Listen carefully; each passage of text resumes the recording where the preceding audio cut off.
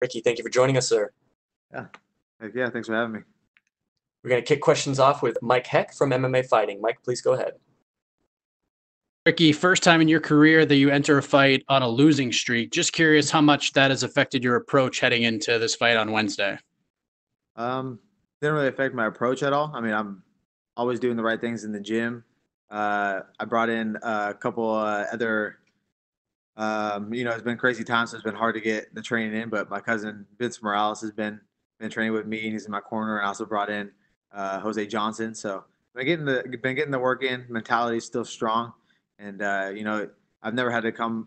I've never had this experience where I'm coming off of 2 losses, but I'm coming off of 2 losses against a Hall of Famer and a top 10 guy in the world. So so I know where I belong, and I'm just gonna stay the course. How much do you feel you've grown? Because we're in sort of uncharted territory with a global pandemic going on as you're preparing for a fight. But how much do you feel like you've grown being able to make these adjustments while in the midst of a global pandemic?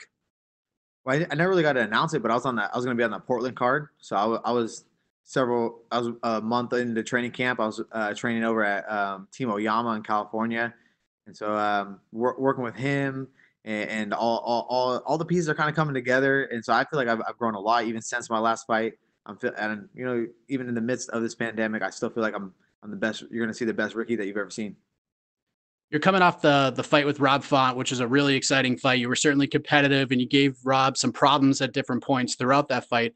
What were you able to personally take away from that fight with Rob in Washington, D.C. to help you get ready for this one and for future fights? I thought I landed the more like dangerous strikes in the fight, and but I think he pulled some veteran moves on me, scoring some points when he needed to score, and he showed that he's been in here for a while. So I just took a little notes like that, like sometimes certain positions or just score better than the others, and you never know what you're getting with the judges and everything. But I mean, just another learning experience, and it's all about, for me, it's all about cage time, and this is gonna be my 6th fight in the UFC. So I feel like I'm just getting better every time I step in. And last thing for me, some fighters you talk to thrive on pressure. Others try to block it out. And there's obviously enough pressure as it is being locked in a cage with another human being and trying to pick up a win. But do you feel any extra pressure heading into this fight, coming off of back-to-back losses? Honestly, no, I don't. I'm ready to go out there and perform.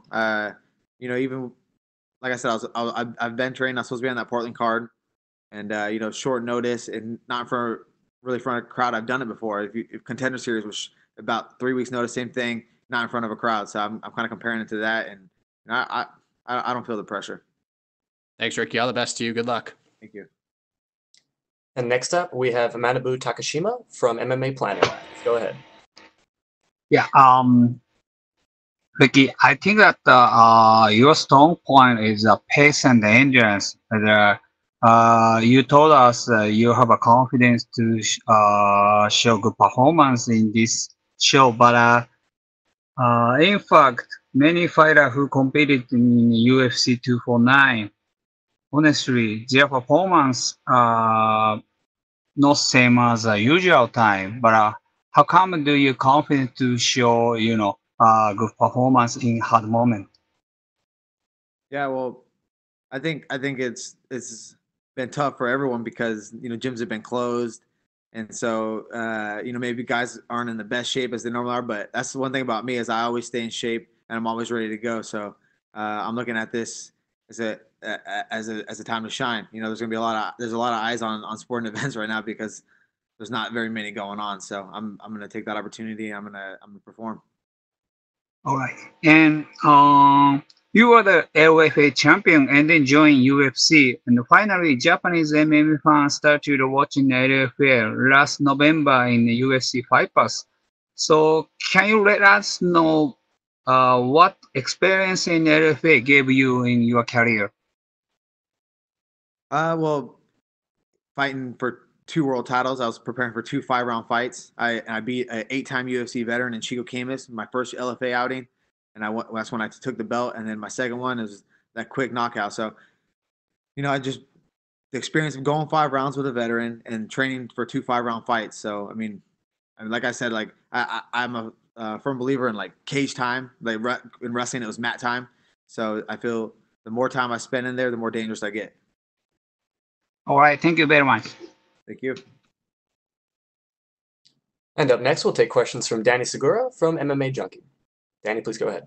Hey Ricky, this might be a weird question, but could you turn around for a second and let us see the back of your neck real quick? Is your mullet gone? Yeah, it's gone. What happened there? Was it a victim of a quarantine cut? No, I think after 2 straight losses, it just kind of just fell off. So maybe a good winning streak, it'll start peaking again. Maybe the hair on my neck will start growing again. But for now, need a little bit of a change up. So that's about it. Was there something like? Are you like kidding, or is there something to it like some sort of symbolism or behind it? I was just tired of sleeping on the couch. My wife wouldn't let me in the room with the mullet. Nice. So cut it off, and I'm back in the bedroom. Yeah. And you mentioned how you're on a 2-fight losing streak, but one is to a top 10 guy, the other guy a UFC Hall of Famer. Here you're taking on someone that could very well be on a 3-fight win streak, depending on how you see that one loss. Also a former title challenger. What do you think about Ray Borg and sort of this type of matchup? I think it's an exciting matchup. I think there's some similarities in our grappling styles, but I think I have a pretty heavy advantage in my overall game and in the striking. So I'm definitely excited about it. He's a high paced fighter. I'm a high paced fighter, and I'm naturally, I feel like I like to be exciting, and so it's I like I said, I'm going to take advantage of this opportunity and with all the eyes on that's going to be on this event. Yeah, for sure. And lastly, how were kind of like the logistics of your training camp? You kind of mentioned there how you were training with your cousin, right? Were you able to get in a normal training camp? What was different this time around during the pandemic? Just like the gym's being closed and having to keep everything a secret, like I'm not training, but when I was training for that Portland card, I came home after like everything started getting crazy, and then I flew out to Boise and I spent a little over a week with my cousin out there, and then came back home, started training. Jose Johnson came in to train with me, and my cousin came back in. So I got plenty of work in, and I feel prepared. All right, man. Well, appreciate the time. Good luck. Thank you. And thank you, Ricky. That's all we had for you. You're good to go, sir. Appreciate you guys. Thank you. All those Mullet fans, all your Mullet lovers are gonna be like, oh, why? She just became public enemy number 1.